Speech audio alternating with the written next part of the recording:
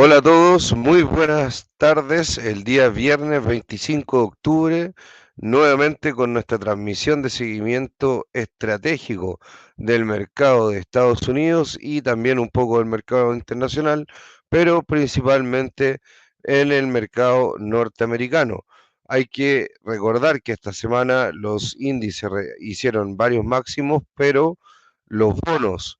y la parte de la renta fija tensionó un poco las cosas al final de la semana. Hubieron varios datos que fueron interesantes, que nos están dando un indicio de cómo está el mercado y la próxima semana la verdad es que se viene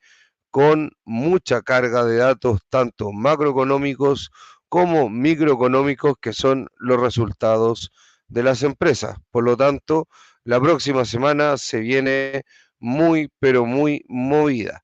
Vamos entonces a presentar inmediatamente, ya que tenemos muchas cosas que conversar el día de hoy. El sentimiento de mercado ha ido bajando, dado que han habido un par de liquidaciones que han hecho que el mercado no se sienta tan confiado como antes y esto obviamente que sigue estando en un sentimiento positivo, en un sentimiento de codicia, pero no tan alto como antes ni en extrema codicia como hace unos días atrás. Como yo siempre les digo, que esté el mercado con mucha codicia es positivo, dado que puede permitir que haya mayores alzas, dado que todos están confiados en que esto va a seguir subiendo. Hay que entender cómo funciona la psicología de la bolsa. Y cuando todos creen que esto sube, todos quieren entrar y esto sigue subiendo por ese famoso FOMO, pero también eso hace que los que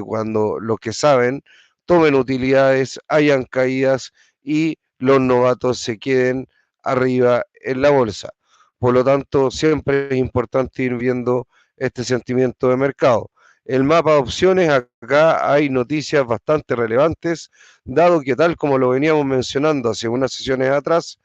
el call wall o la resistencia cuantitativa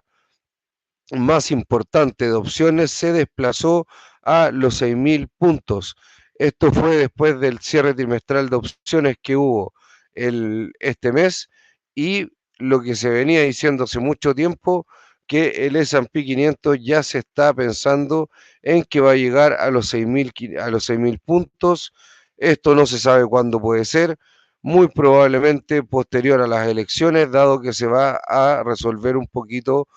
quién va a ser el próximo presidente y eso va a hacer que la volatilidad, perdón, que la incertidumbre que hay hoy en día en el mercado caiga, salga quien salga y se pueda tener mayor certidumbre acerca de cuál va a ser el futuro de la economía norteamericana. Hay que recordar que a pesar de las preferencias ideológicas, las políticas económicas no son tan diferentes en cuanto a políticas fiscales y macroeconómicas. Por lo tanto, vemos que la Colwell se desplaza a 6.000 puntos desde los 5.900, por lo tanto 100 puntos más se desplaza la Colwell, que es nuestra muralla de opciones call, y la Putwall se mantiene en 5.800. Había que recordar que antes estas murallas o estas grandes concentraciones de opciones se encontraban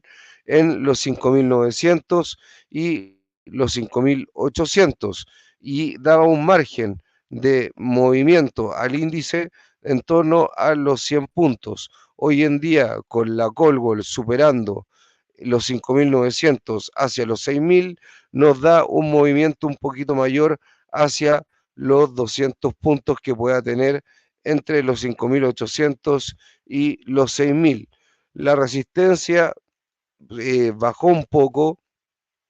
a los 5.820, dado que hubieron algunas caídas en los precios que fueron importantes, por lo tanto ahí cambió un poco la resistencia que está viendo el mercado para evitar que se caiga bajo un nivel de liquidez muy importante y hayan caídas más exageradas, y el soporte está en 5.780 y antes estaba en 5.820. Por lo tanto, hemos visto que ahí sí hay movimiento en cuanto a las resistencias y soportes más importantes del mercado y también en cuanto a las opciones. Siempre es importante ir viendo esto, dado que, como ha sucedido este último tiempo, el mercado ha ido siguiendo cómo se han ido desplazando las construcciones tanto de opciones y de soportes y resistencias del índice.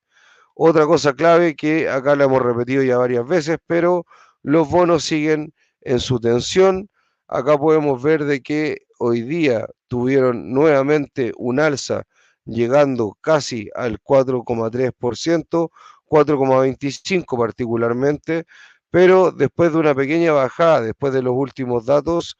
la economía se sigue mostrando sólida y el nivel de 4,3% ya empieza a poner nerviosos a los operadores. Si es que esto sigue así y la próxima semana con los datos que hay, que son bastante importantes, puede tener una subida hasta los 4,5 puntos, lo cual podría ser bastante tensionante para la renta fija y también obviamente para los activos de riesgo o como son las acciones y las criptomonedas. Obviamente que las acciones pueden seguir subiendo por un tema de que hay bastantes resultados y estos si son positivos y son sobre las expectativas van a hacer que los precios suban, pero obviamente que esto le va a estar poniendo un freno mientras no se solucione el problema que hay en la renta fija. Acá muy probable la Fed va a salir a hacer algo para poder mejorar la tensión o para poder disminuir, perdón, la tensión que hay hoy en día en los bonos y que vamos a ver también en el MOVE. El dólar sigue fuerte, pero el oro ha tenido un rally realmente espectacular. El dólar ha tenido un comportamiento muy positivo sobre las otras monedas, de hecho ha tenido un comportamiento de más de un 2% frente a la canasta de monedas más importantes que son el DXY, pero el oro ha tenido un comportamiento relativamente superlativo con un 33% y se ha comportado como una gran reserva de valor ante las políticas monetarias expansivas que se ven a futuro, ante las tensiones geopolíticas y como siempre históricamente ha tenido una muy buena performance. Obviamente que no comparable con activos como la bolsa norteamericana, pero como una reserva de valor es muy interesante el oro y lo ha mostrado acá sobre la divisa del dólar. El sector inmobiliario en Estados Unidos, hubieron datos sobre este sector. La verdad es que es un sector que está eh, en depresión o prácticamente en recesión, dado su, dado su sensibilidad que tiene con las tasas de interés y sobre todo el commercial real estate, que tuvo muchos problemas en su momento, o el sector inmobiliario comercial, y acá se ve que las ventas de viviendas existentes, o quiere decir de segunda mano, eh, en Estados Unidos está cerca de su nivel más bajo en 14 años. Esto obviamente que tiene dos grandes factores. Lo primero es que obviamente que las tasas de interés están todavía caras, las tasas de interés hipotecarias en Estados Unidos, y el problema que hay es que muchas, o sea, las personas que tienen que comprar vivienda nueva o tienen que comprar su primera vivienda, muchas veces prefieren arrendar, y las personas que tienen vivienda muchas veces dicen voy a vender mi vivienda que tengo con una tasa mucho más baja para comprarme una nueva vivienda con una tasa mucho más alta. Hay que recordar que mucha gente ahí hizo eh,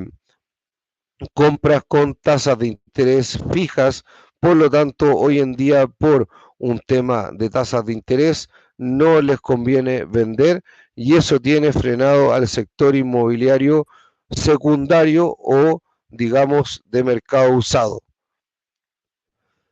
Mesa de JP Morgan, acá hay un comentario muy interesante que hizo la mesa de este gran banco norteamericano de inversión a medida que nos acercamos a los resultados de de las siete magníficas la próxima semana. La solidez de los fundamentos y la fortaleza de las ganancias deberían volver a ser el centro de atención, en particular si vemos cierta estabilización en los rendimientos. Justamente lo que les decía, si es que las ganancias que tienen las acciones y en particular las siete magníficas, dado los pesos que tienen en los índices y la correlación que ejerce esto sobre todo el mercado, va a ser el centro de atención en cuanto a las alzas o las bajadas de las acciones. Pero también si se ve una estabilización en los rendimientos de los bonos, esto obviamente que puede tener un, digamos, una amplificación mayor en caso de que bajen los rendimientos de los bonos y sean positivos los rendimientos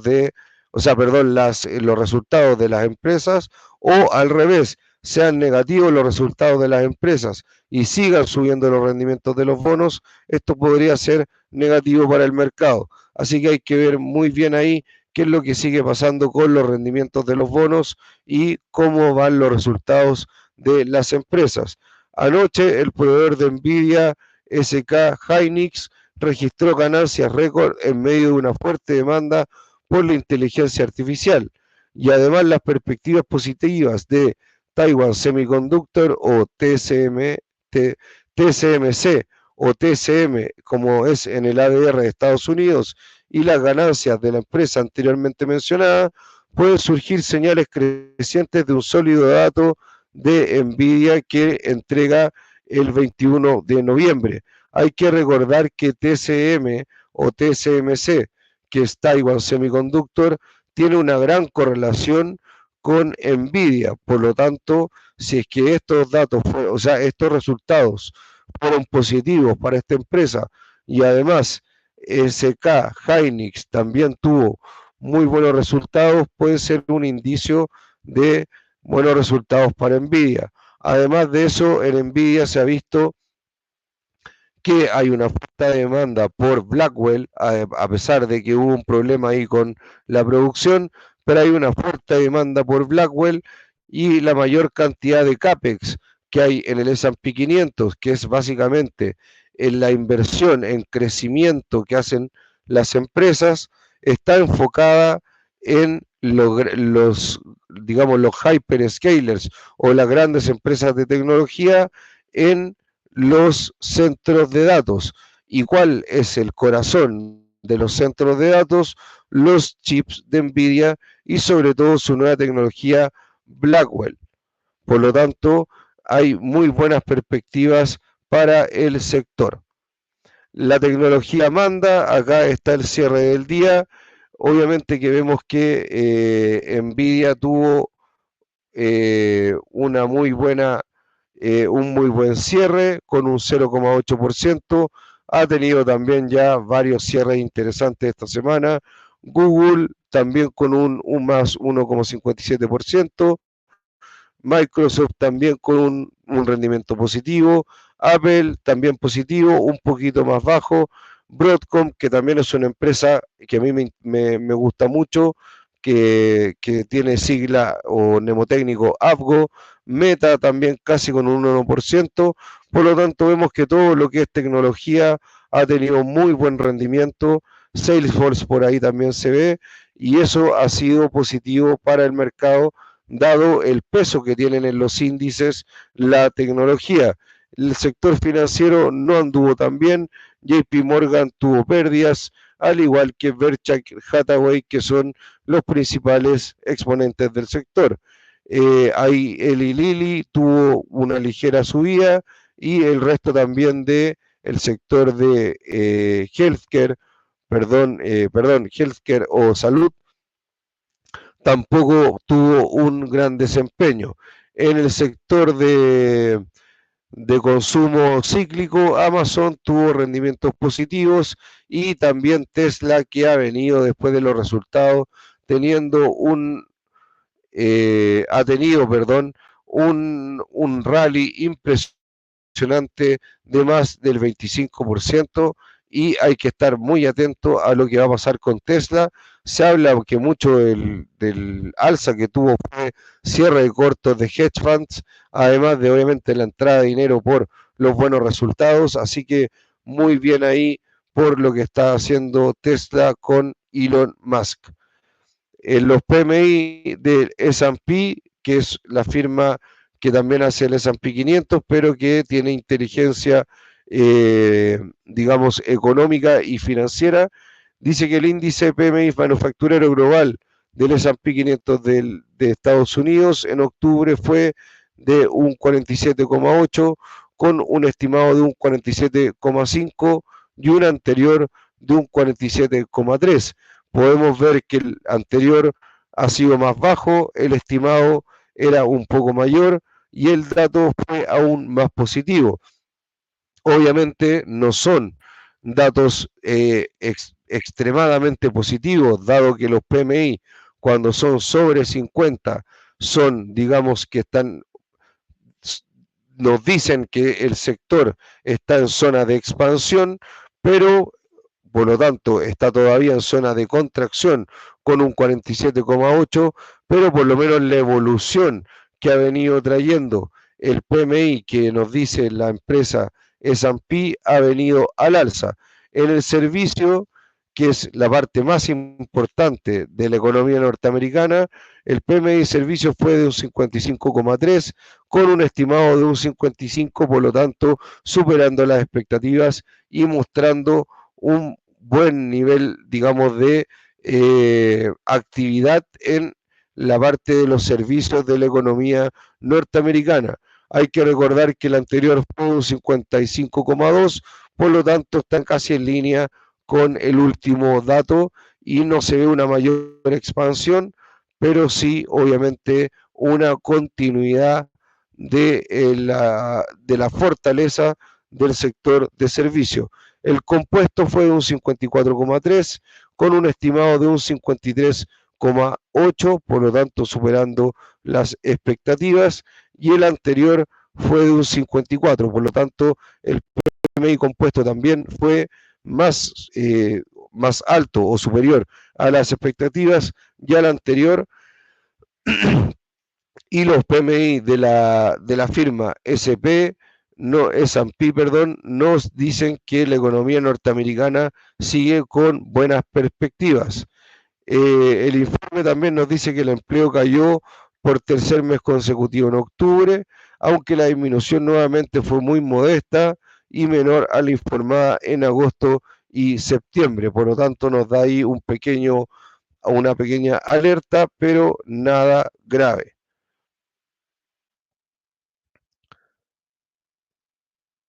Acá con el sector inmobiliario, los permisos de construcción de septiembre de Estados Unidos se revisaron a menos 3,1 de 2,9 y la tasa anual fue de 1.425 millones de unidades desde 1.428 millones de unidades. Por lo tanto, se ve que el sector inmobiliario no está pasando su mejor momento. Obviamente que las ventas de viviendas nuevas, que no es lo mismo que estábamos viendo anteriormente, perdón, fueron por encima de las expectativas y los PMI globales de S&P ligeramente mejores a los esperados. Goldman entonces elevó el PIB trimestral al 3,2%. Esto obviamente hace de que acá Goldman, a través de las ventas de viviendas nuevas y los PMI globales, nos digan que el crecimiento económico debería ir mejorando. Esto no está en relación, y hago la aclaración, con la diapositiva anterior, dado que estos son permisos de construcción y lo que habíamos visto anteriormente eran viviendas usadas, por lo tanto no es exactamente el mismo dato, pero obviamente que el sector de inmobiliario no está pasando el mejor momento, al igual que el sector de bienes durables en Estados Unidos, y se espera que con la bajada de tasa más cercana a una tasa neutral, podría hacer de que estos sectores mucho más sensibles a las tasas de interés se puedan reactivar, al igualmente que se espera eso con las small caps. Lo otro que tenemos para mencionar es que Kalski dice que en las elecciones, que es el evento principal a solamente unos días de las elecciones en Estados Unidos, nos dice que en los estados principales o los estados más relevantes que tiene hoy en día en disputa la elección norteamericana, que hay que entender de que acá no es como, por ejemplo, en otros países donde se contabilizan todos los votos, sino que acá se gana por estado y cada estado tiene una cierta cantidad de votos totales. Hay estados que son mucho más importantes que otros y es por eso que se habla de estos estados y no de una votación general. Vuelvo a repetirlo, el Estado, en el Estado gana uno de los dos candidatos y la cantidad de votos del Estado se va al conteo general. Y hay estados por población que tienen una mayor cantidad de votos. Por lo tanto, Pensilvania, que es un estado muy importante, con 19 votos electorales, que justamente lo que les estaba mencionando, en un 54% podría ganar Donald Trump. En Wisconsin, que tiene 10 votos electorales, con un 52% podría ganar Donald Trump. En Michigan, con 15 votos electorales, con un 53% podría ganar Kamala Harris. En Nevada, con 6 votos electorales, con un 59% podría ganar Donald Trump. En Georgia, con 16 votos electorales y el segundo estado acá de esta muestra más importante, con un 63% y una bastante diferencia con respecto a a los otros estados que estaban en torno al 50%, eh, con un 63% debería ganar Donald Trump. Y con Arizona, con 11 votos electorales, con un 69% podría ganar Donald Trump. Acá podemos ver también que en Arizona, Georgia y Nevada, casi en un 60% o más, dice que va a ganar Donald Trump esta encuestadora que se llama Kalski. Por lo tanto, o más que eso, es eh, una, una empresa donde se pueden hacer, digamos, apuestas en quiénes van a ser los próximos presidentes o apuestas políticas. Acá los resultados son totalmente relevantes y por eso los voy a poner acá en grande y no voy a hacer comentarios en texto, dado que hay una cantidad muy importante y de empresas muy importantes también con resultados la próxima semana. Podemos ver que en la apertura del día lunes no hay empresas que sean extremadamente irrelevantes, pero ya el lunes al cierre está, por ejemplo, la empresa Cadence Design Systems, que es del sector de semiconductores y obviamente que puede impulsar a ese sector que tiene mucho peso en la tecnología.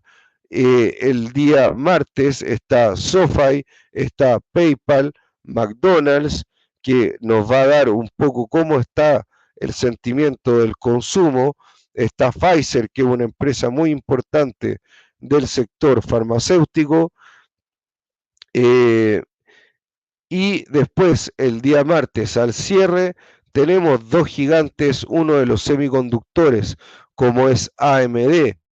que también va a ser muy importante en la tecnología, al igual que el enorme y gigante como Google, que es una empresa también de mucha relevancia y que, ojo, ha venido bien castigada este último tiempo, Chipotle también es una empresa importante, al igual que McDonald's, que nos van diciendo cómo puede ir el consumo. Visa, una empresa de pagos, la empresa más importante a nivel mundial, por lo tanto también relevante. Chubb, que es una empresa también importante de seguros y una de las últimas compras en seguros que hizo Warren Buffett. Por lo tanto, el día martes también tenemos mucha información de resultados de empresas. El día miércoles empezamos con un gigante de el sector farmacéutico como es Eli Lilly, luego Caterpillar, que es muy importante en el sector industrial, luego y luego no tenemos nada más relevante que sea de empresas tan importantes, pero al cierre tenemos dos gigantescos como son Microsoft y Meta. Por lo tanto, estas dos empresas pueden mover el SP y el Nasdaq de forma muy relevante, obviamente que al igual que Google y AMD, pero yo creo que Microsoft y Meta tienen un peso aún mayor. Coinbase también es una empresa relevante para el sector de blockchain. Robinhood, una empresa que es obviamente de transacción de valores, aunque obviamente no tiene un peso tan importante, pero algunos la pueden seguir. Etsy y también tenemos a Starbucks y Carvana. Carvana, yo sé que varios la siguen, y Starbucks también, al igual que McDonald's y al igual que Chipotle, nos van a ir diciendo cómo va el consumo a nivel de estas empresas. Luego, el día jueves, y vemos que esto no para, y por eso les dije que va a estar realmente cargado de datos de empresas, está Uber, que es una empresa que cada día toma más relevancia, a pesar de no tener tanto peso hoy en día en los índices, pero sí tiene una relevancia importante, ya ha venido mostrando mejoras en su generación de utilidades y free cash flow. También está Peloton y también está Altria, una empresa muy importante para los dividenderos. Está Mastercard, que también es otra empresa gigante de pagos como Visa. Está también Estée Lauder, que es una empresa que nos va a decir cómo también va la parte de consumo. Disculpen, y el día jueves al cierre nuevamente tenemos empresas que son realmente relevantes, como lo son Amazon, un gigante del consumo discrecional, Apple, una de las empresas más importantes de tecnología y de las empresas con mayor capitalización bursátil del mundo, a pesar de que hoy en día la pasó Nvidia, pero está dentro de los tres gigantes con Microsoft. Por lo tanto, Microsoft y Apple, que son de las empresas con mayor capitalización, van a entregar el día miércoles y jueves. Intel, una empresa que no viene muy bien en el sector de los semiconductores y hay que ver cómo lo va a venir haciendo, qué muestra, o sea, cómo lo viene haciendo en sus resultados en los últimos trimestres y sobre todo qué muestra en su guidance sobre qué es lo que va a hacer, si, cómo se va a reestructurar frente a la pérdida de market share o de mercado que ha tenido sobre empresas como AMD y Nvidia, así que va a ser muy relevante lo que diga ahí Intel.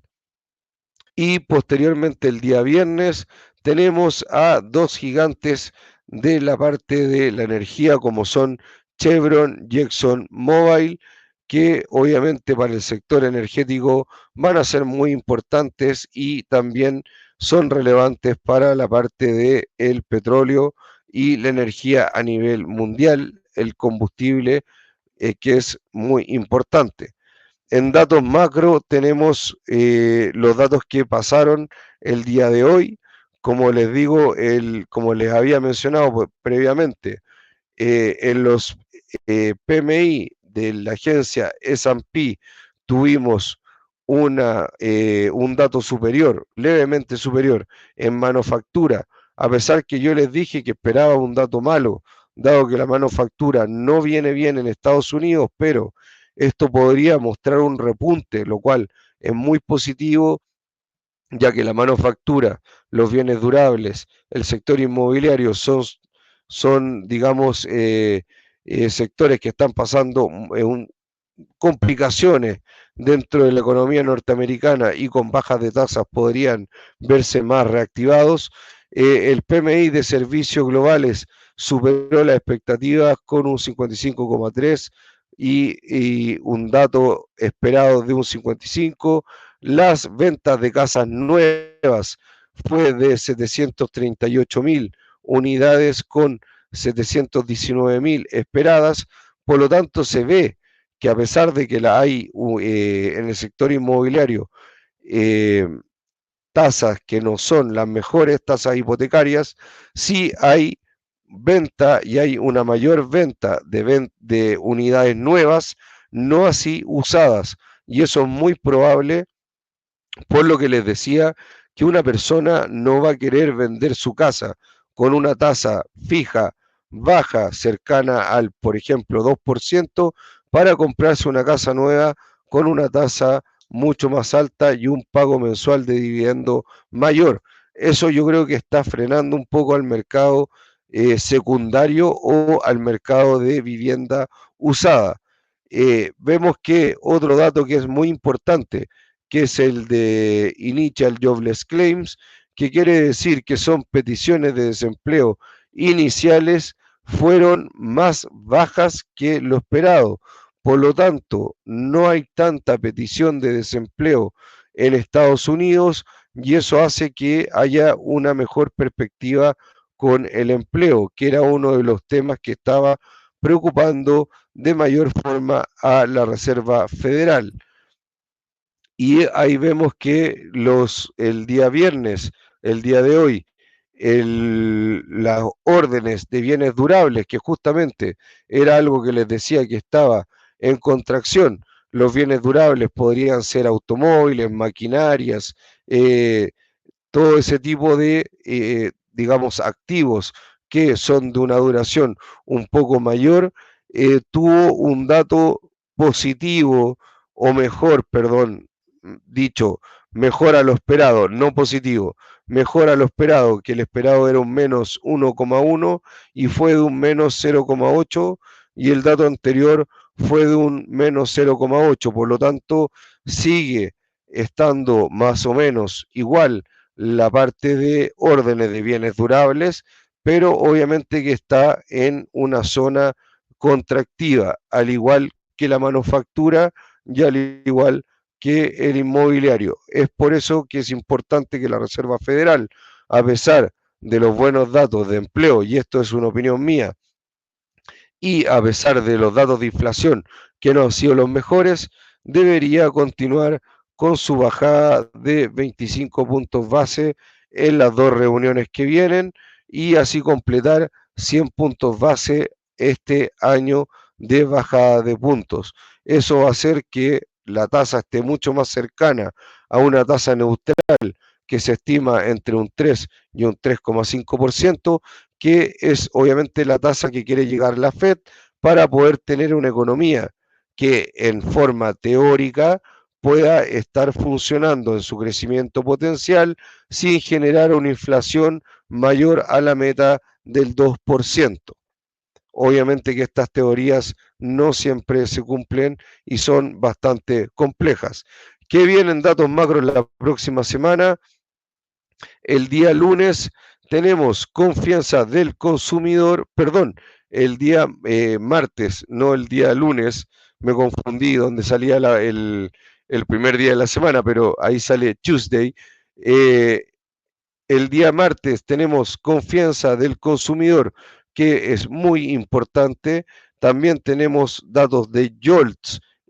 o de apertura de empleos, digamos, creación de empleos, cuántos empleos se están creando. Muy importante con respecto al dato anterior, que en el fondo es cuántas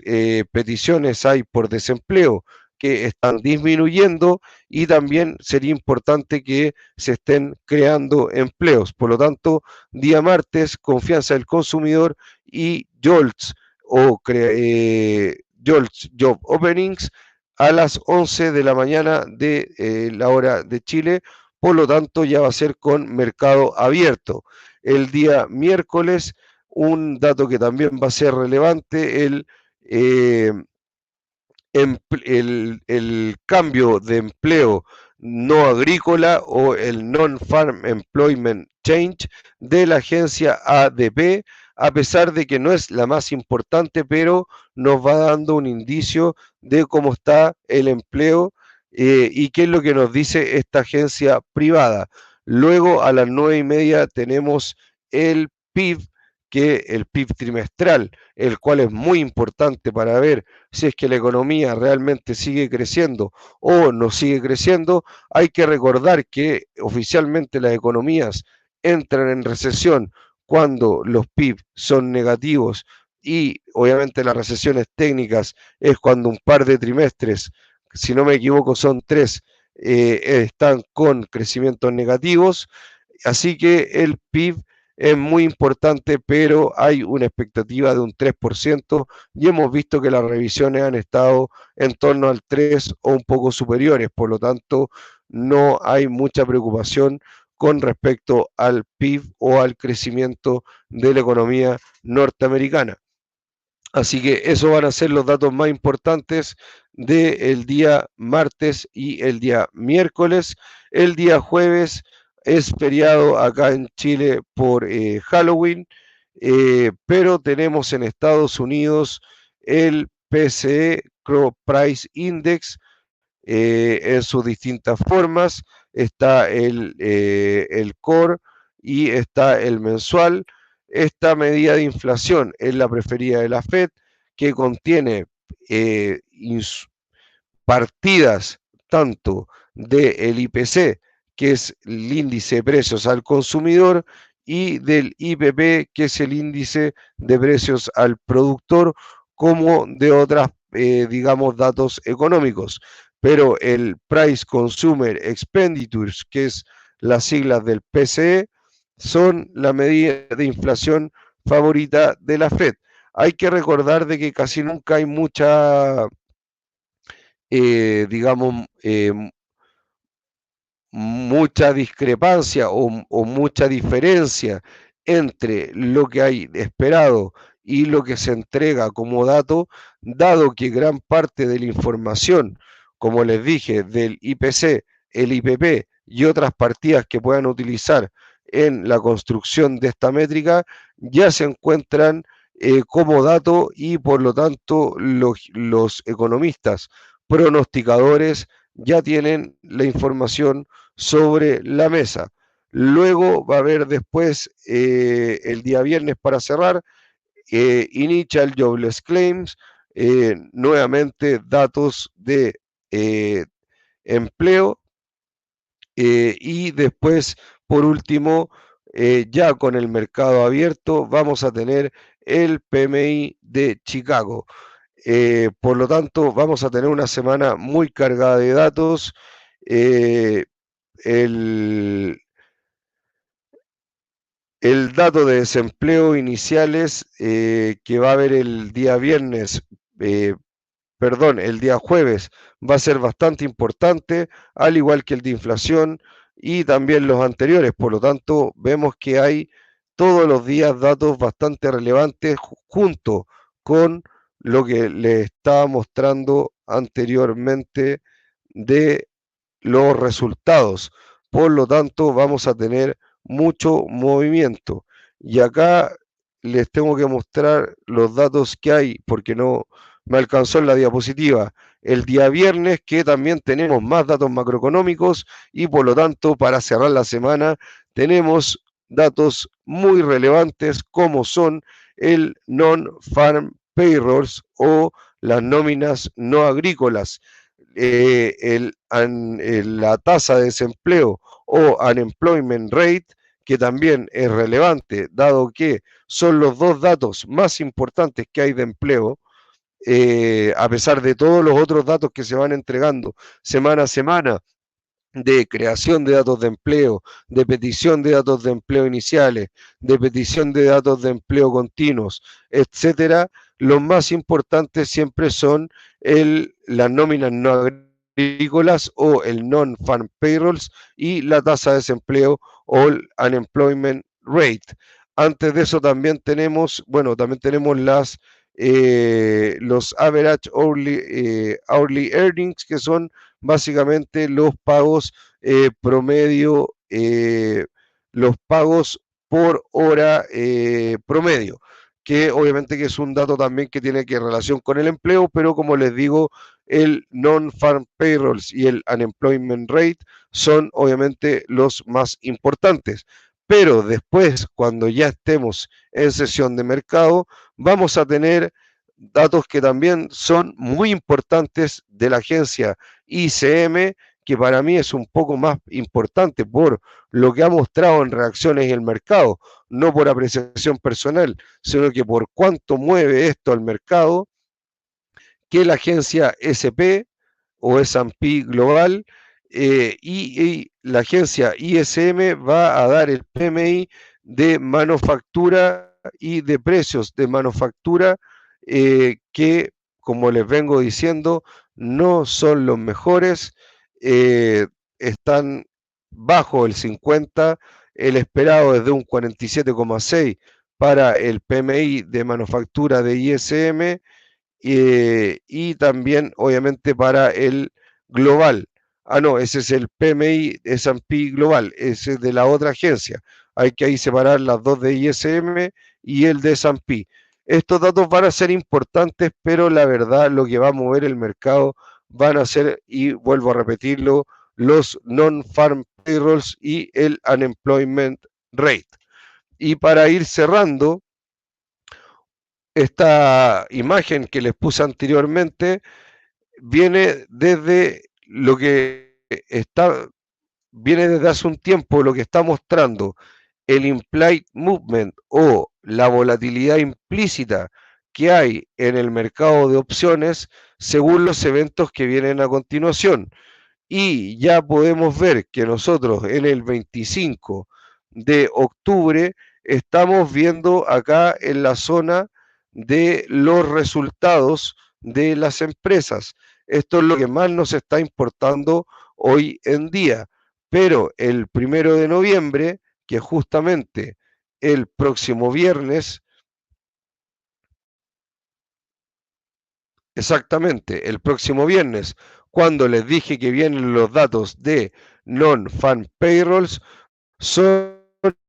el evento más relevante que va a mover el mercado, como lo podemos ver acá. Por lo tanto, acá estamos en esta zona de resultados de empresas que va a ser relevante y el non-farm payrolls va a ser muy importante porque nos va a ir diciendo cómo sigue el empleo en Estados Unidos. Posteriormente a eso vemos cómo va a ser el movimiento implícito de las elecciones y por eso hemos estado hablando tanto de eso, dado que va a ser lo más importante de acá al cierre de mes y principio de noviembre. Luego, posteriormente a eso, viene la Reserva Federal con el FOMP y la decisión de las tasas de interés, pero que no debería haber mayor sorpresa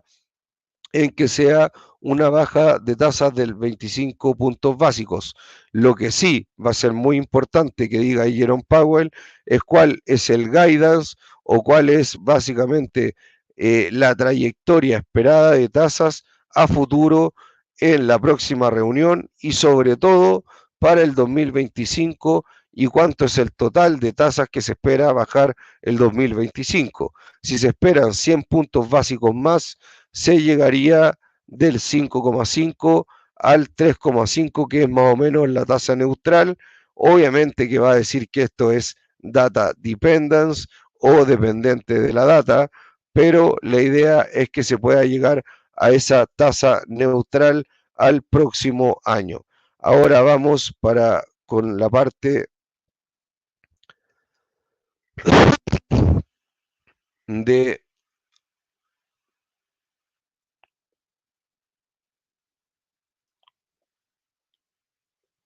Compartir pantalla, ventana. Acá les voy a compartir lo que está pasando con los activos financieros. Básicamente acá los activos que siempre estamos viendo, Bitcoin, como podemos ver y lo que hemos hablado hace un tiempo atrás, esto es un canal que viene del máximo de marzo. Acá hizo una ruptura, hizo un rechazo, luego al otro hizo un rechazo bastante fuerte. Hoy día luego vino nuevamente a tocar acá el canal, pero hizo nuevamente un rechazo al alza y hay que ver qué es lo que pasa en los próximos días, tanto con eh, lo que va a pasar, perdón, tanto con el fin de semana como ya la próxima semana. Acá lo que podría suceder es que podría empezar a lateralizar sobre este canal o hacer una ruptura, digamos, más alcista, ya pensando en valores más elevados de que siempre vemos es el S&P 500, el cual vemos que ya esto está cambiando a los 6.000 puntos. Obviamente que tenemos bastante por avanzar a los 6.000 puntos, ya que el índice cerró cerca de los 5.800. Vemos que ahora va a empezar a tener, como les dije, una mayor espacio para poder tener una mayor alza y una mayor variación acá, dado que antes estaba en 5.900, lo cual lo vamos a colocar acá de modo de ejercicio para que puedan ir viendo lo que se está haciendo en el mercado de opciones. En su momento estaba en el 5.900 y por lo tanto mantenía el índice dentro de ese rango. Hoy en día ya vi topar acá a apoyarse, perdón, con la media de 20 sesiones, como es normal siempre en los momentos alcistas, pero al ya eh, salirse esta barrera en los 5.900 y desplazarse, más que salirse, perdón, desplazarse a los 6.000 puntos, vamos a poder ver un desarrollo más al alza, sobre todo si hay buenos resultados y datos económicos, y poder ver un crecimiento en torno a este rango. En el Nasdaq pasa un poco lo mismo. Vemos que hoy día tampoco fue un día positivo, dado que empezó muy bien, pero terminó cerrando mal, básicamente casi apoyándose en la media de 20 sesiones. Todavía no puede lograr los máximos anteriores que logró en julio, cuando había una gama muy positiva y un sentimiento muy positivo en cuanto a la tecnología, pero los resultados de las grandes tecnológicas que vienen la próxima semana, sumados a los datos, podrían hacer que por fin el Nasdaq rompa este máximo de los 20.690 puntos. Otro índice que también llegó en un momento acá casi a tocar los máximos, pero tuvo un retroceso y hoy en día ya está bajo la media de 20 sesiones, es el Russell 2000. Todavía sigue con un desarrollo alcista, obviamente con una mayor volatilidad, una especie de cual sube, luego cae a la media de 20, media de 100, luego cayó acá nuevamente a la media de 20 y veremos ahora si se recupera de la media de 20 y logra tratar de romper nuevamente este máximo, que no es el histórico, pero es el máximo anterior, o cae a la zona de la media de 100 para poder tomar otro impulso. Yo creo que el Russell 2000, y como lo he dicho, tiene varios catalizadores al alza. No voy a explayarme en eso, pero en un video di como 5 que los encontraba bastante interesantes. Como podemos ver, el oro casi ya nuevamente en máximos históricos, a pesar acá de este mal día, ha estado en un rango lateral entre los 2.750 y los 2.700 prácticamente, pero ya con una vela alcista cerrando esta semana, el oro se aleja de la media de 20 con un momentum totalmente al alza sobre la media de 200, 100 y 20 sesiones diarias, y esto es debido a la expectativa de inflación monetaria ante la demanda de oro por parte de los bancos centrales y también posibles tensiones geopolíticas. En cuanto al VIX, y acá vamos a sacar un poquito las medias que no me gusta verlas en el VIX, y vamos a sacar un poco estos niveles que nos van a molestar para el análisis. Podemos ver que hoy día tuvo un alza bastante importante, dado que no fue un buen cierre para los índices, tal como mostramos, perdón, acá en el S&P 500 hubo una caída y casi llegó al 5.800. Lo mismo pasó en el Nasdaq, en donde tampoco tuvo un muy buen día, y el VIX, que es la volatilidad implícita, mostró justamente estas caídas en los índices con esta alza que no sigue siendo totalmente relevante, pero sí ya es sobre el nivel de 20, que yo lo considero, y lo voy a dejar marcado acá con una línea roja, un nivel a considerar como un poco peligroso. Por lo tanto, ojo con el VIX, ojo con el VIX ahora en estos próximos días previo a las elecciones, dado que, como vimos en otros videos, estacionalmente el VIX tiende a subir antes de las elecciones, y posteriormente de las elecciones podría tender a bajar según su estacionalidad. Obviamente que esto no tiene por qué ser así, pero es lo que nos muestra la estacionalidad y lo que tendría lógica en base a que se disiparían las incertidumbres sobre quién es el próximo presidente de los Estados Unidos, independiente de cuál sea la preferencia política de cada quien. Así que mucho ojo acá con el VIX y el aumento de este en los próximos días. También vemos acá el MOVE, que también vemos que tiene un comportamiento al alza en los últimos días, y esto también tiene que ver con la tensión que han sufrido los bonos. Esto puede ser por una capitulación de que ya no hay una recesión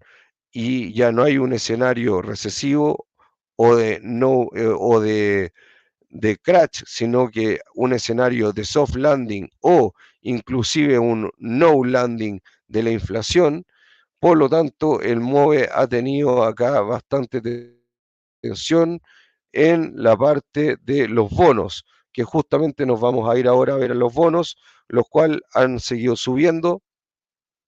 no han superado, digamos, niveles críticos, pero desde sus mínimos de cuando se pensaba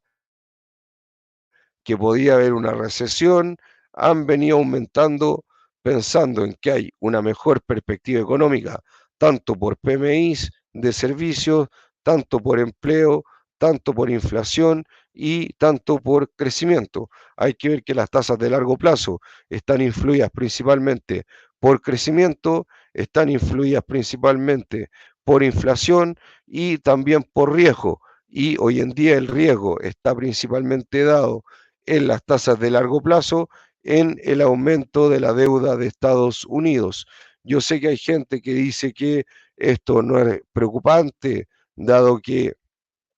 se ha desapalancado el sector eh, privado, pero obviamente que esto sí afecta en las tasas de la deuda pública y en las tasas en general, dado que si las tasas de la deuda pública son más altas, las tasas corporativas también lo tienden a hacer, por el spread de riesgo. Por lo tanto, los bonos a 10 años siguen estando al alza y ya sobre toda media de 20, 100 y 200 sesiones, por lo tanto se considera técnicamente que está en una tendencia con un poquito más de pronunciamiento en el alza por un tema de duración, y podemos ver que en el DXY sucede exactamente lo mismo, que es el índice dólar frente a las principales monedas o canasta de monedas a nivel mundial. Vemos que acá tendió a caer sobre la media de 200 nuevamente, pero los últimos datos económicos positivos, tanto de venta de viviendas, venta de viviendas nuevas, como también los datos de PMI y de empleo, volvieron a hacer subir al dólar, haciendo, mostrando que tiene una mayor fortaleza frente a las otras economías. Hay que entender que también las economías, como por ejemplo China, tiene bastantes problemas hoy en día. Japón tampoco está pasando un buen momento y además tiene elecciones y tensiones políticas, y la eurozona tampoco está en su mejor momento, y esas son, digamos, las zonas principales que compiten con Estados Unidos. Por lo tanto, el DXY por eso está mostrando una mayor fortaleza frente a las otras divisas. Hay gente que me va a decir que esto no es solamente por un tema de fortalezas económicas, sino que también por spreads de riesgo, y eso también se puede ver en los diferenciales de las tasas de interés, dado que Estados Unidos, por su fortaleza económica, ha, eh, ha tenido que frenar su trayectoria de bajada de tasas con una bajada inicial de 50 y próximamente 2 de 25, frente a otras economías desarrolladas que están justamente en la canasta del DXY, que han tenido que bajar mucho más la tasa de interés, y este spread de tasas también obviamente que influye en las cotizaciones de los pares de divisas.